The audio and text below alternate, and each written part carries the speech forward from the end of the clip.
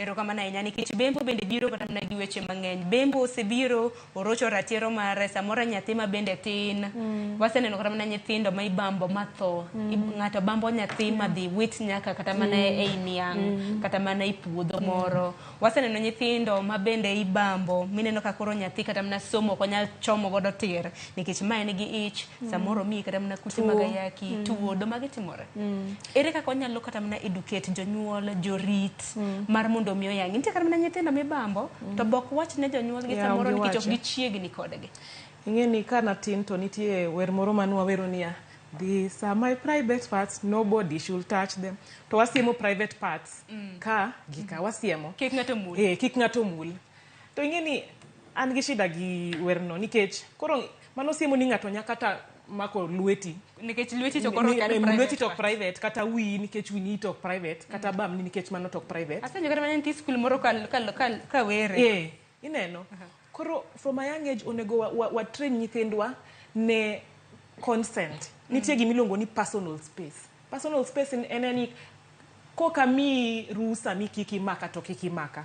From a young age, ineno, nyathi ma 2 years ong'enia. Ok ochuno nyaka mana private. Ong'eni kata lweta ni en private part nikech en mara. To koka mi rusa to kiki maki. Bembo timore nyaka e school. Timono nyaka e school.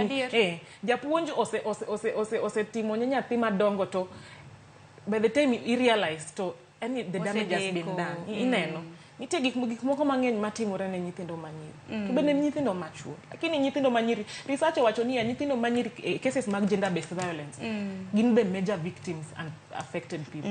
Mano research to wacho. Ineno nitie jomoko monya wacho ni nyithindo machuo bende yudo magima, lakini research wacho mago research ma asesomo. Nikech ing'eni odiochieng' ma kama ihingo chakre higa mar 2012 nikech kaluwore kod United Nations ne ineno ni mar mondo mi hingo odiochieng'ni kaluwore kod achiedh mopogore nikech higa ne to theme kata mana thor wach en ratiro. Ng'eni ratiro ichocho nyaka the safest places.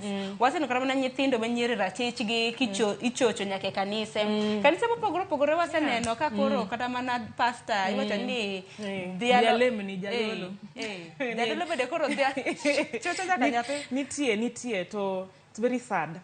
Neno Sharon kaka Wilkista wuoyo to aseparo ni kata idhi report dong ing'eni nitie step ka step ka nyathi obambi. Itero nyathine hospital to lewni morwako dong ok ogol. Kata kogolo ti iboyo gi e gazette kata brown sugar ukikete karatas man nylon.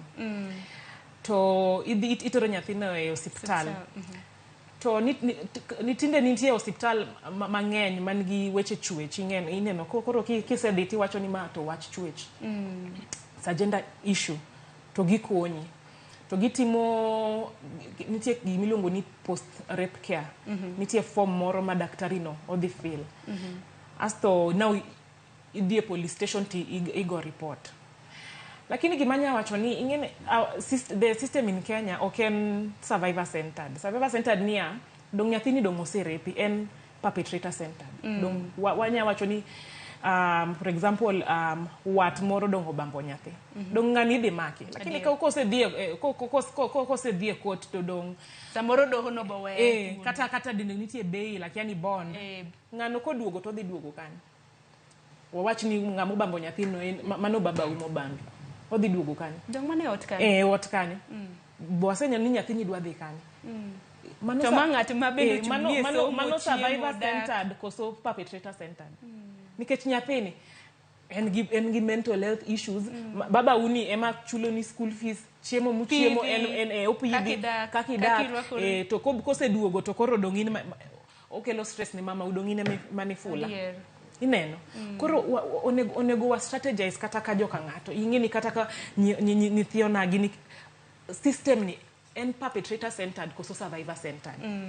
Ng'ato omaki en odhi kamiti odhi chiemo kamiti kuchocho to un bende para ni osechopo kinde ma koro chike nyaka rede mar neno ni jobembo gi bende okaw ema wacho ni chike nyaka rede. Kinde ka kinde kata mana wacho rambuni wegi ng'ato no bambo nyathi kata 2005 Sani wan e 2020. Case pod dhi nyime. Case pod dhi nyime. Kidhi koto dhi break, akia ni investigation otimango. Koro inya yudo ni obambi kin 15 years, 18 years later in 23 years. Mano justice delayed and justice denied. Kisungu wacho kamano. Ineno. Koro kata ka wawuoyo e bembo mar nyithindo, onego wabed objective. Kaka onego wabed objective. Manena dier. To bembo nen mana case mokwongo geno mara ni bende doho bende osebedo kata mana nikech waseneno jomoko ma bende donjo ka gisechulo kata mana soya iwege. Moko bende iwegi cash bail ma wuog nono. Pod gidok mana. Pod oyudo kode society no. Koro ingeni ya. Kicha kido no chako bambo. Bende ratiro wacho niya. In innocent until proven guilty. Dong adier. Koro ng'ano kose miye bail to oduogo. Ngano ingeni he's a threat to a lot of girls. Onya bambo kata anyisi ni 30 girls nyithindo 30 e room 28 ngamo bambo gi ngata chiel nikech wegi gidoho gichak giduogo wegi rambundo chako duogo en wach moro ma coach kendo malich ahinya kata kamano kwa ng'eyo ratiro mamoko mago mag nyithindo manyiri nyakorom ga